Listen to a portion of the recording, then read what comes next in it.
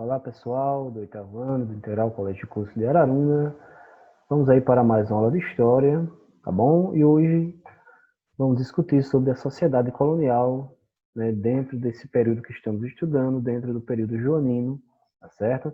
Na aula de ontem discutimos sobre a Revolução Pernambucana, tá? Porque aconteceu essa revolta, todo aquele contexto, né, de muitos gastos, de aumento de impostos, da influência iluminista, tá? E tudo mais, tá certo?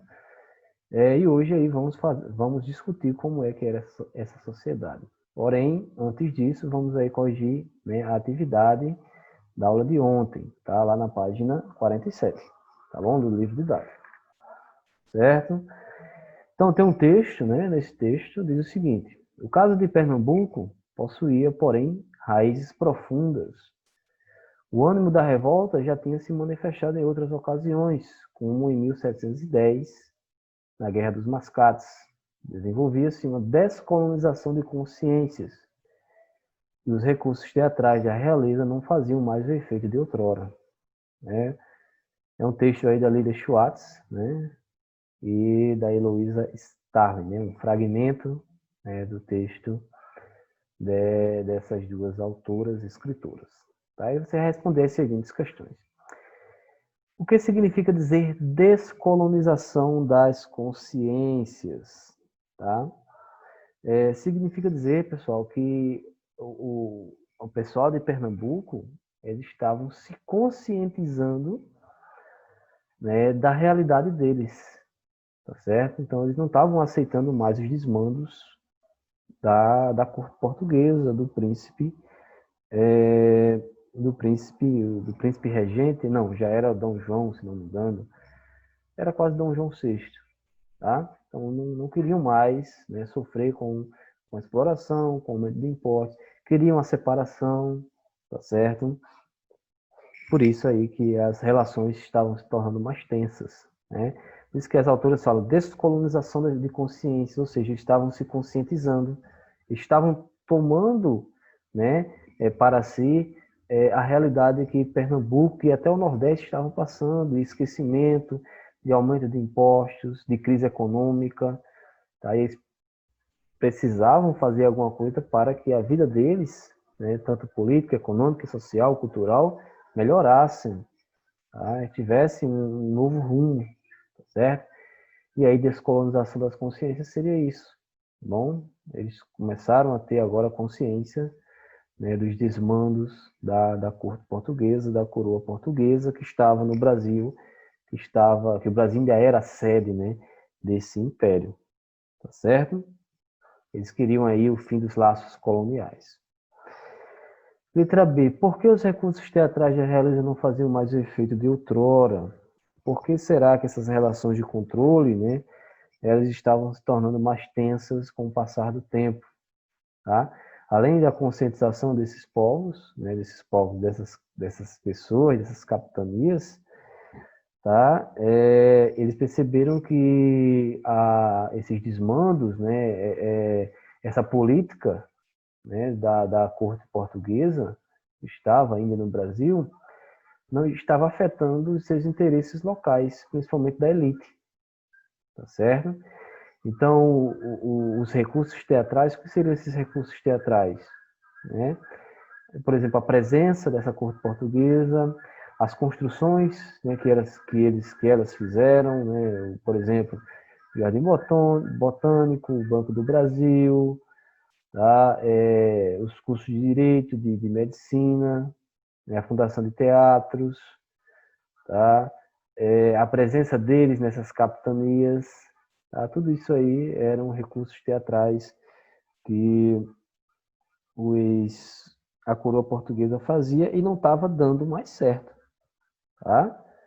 E a partir do momento, por exemplo, que vai acontecer a independência dos Estados Unidos, a Revolução Haitiana, tá? Tudo isso aí vai fazer com que as ideias iluministas, claro, né, as ideias da Revolução Francesa vão aí influenciar essa separação, vão influenciar essas ideias e vão fazer com que, né, Pernambuco fosse um espaço de agitação política, certo?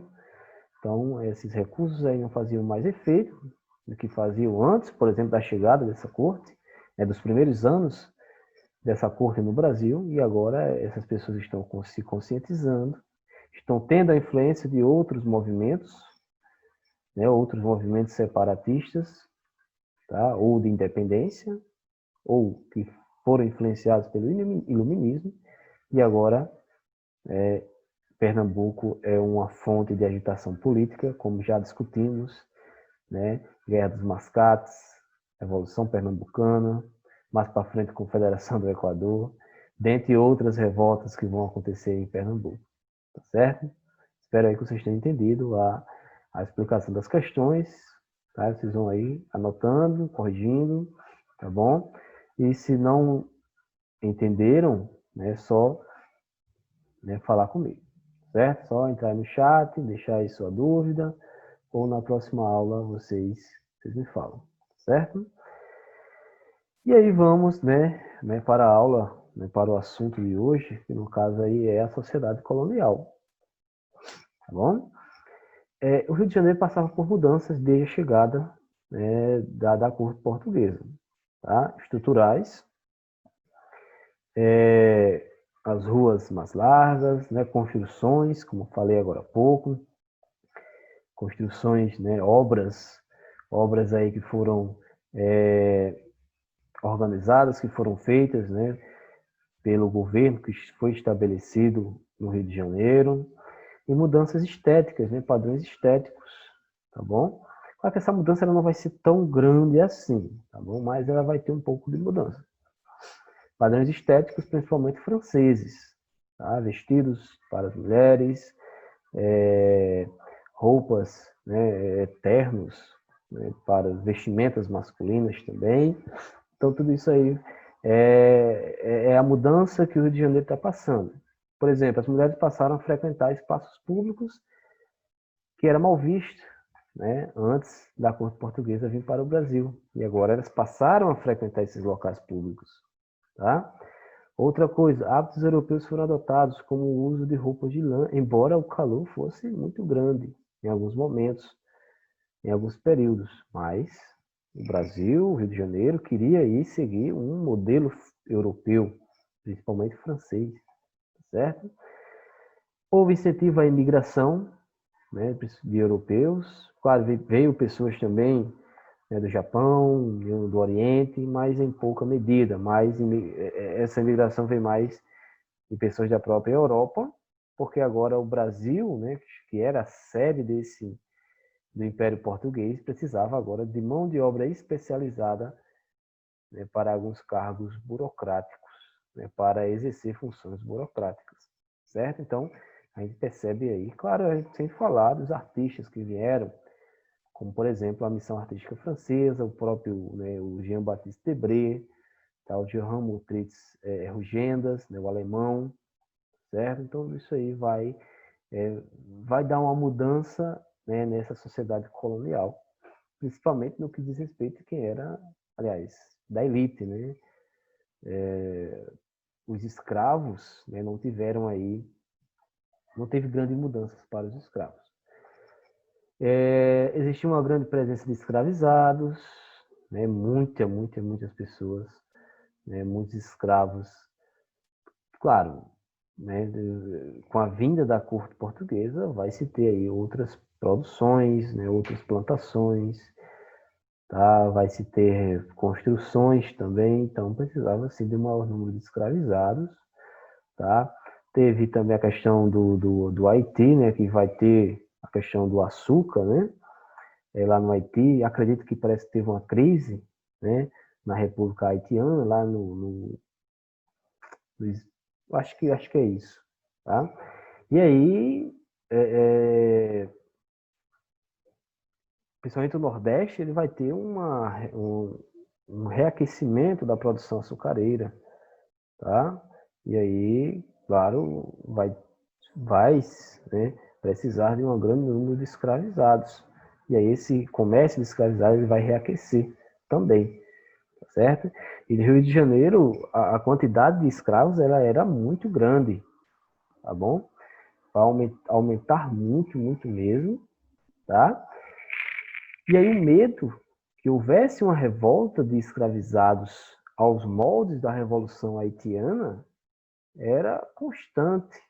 Tá? Por isso que os escravos eram tão reprimidos, né, que eles não tinham direitos nenhum. Tá? Inclusive, os castigos eles aumentavam cada vez mais.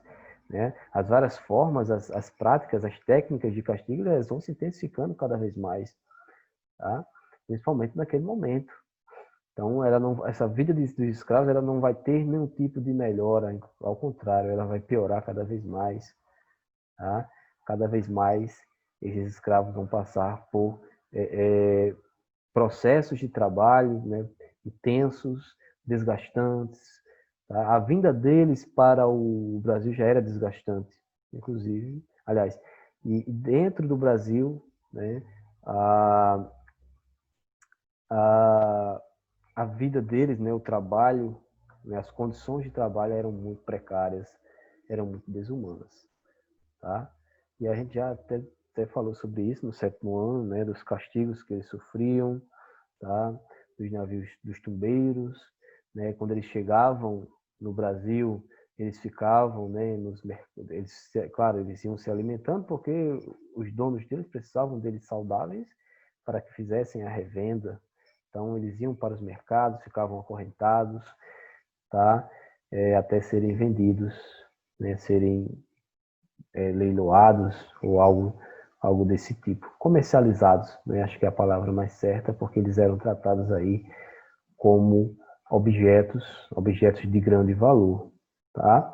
Acho, não sei se vocês, algumas novelas, por exemplo, da Globo, como a que está passando, o Novo Mundo, né, tá reprisando, mostra bem a situação que eles eram tratados como objetos. Tá?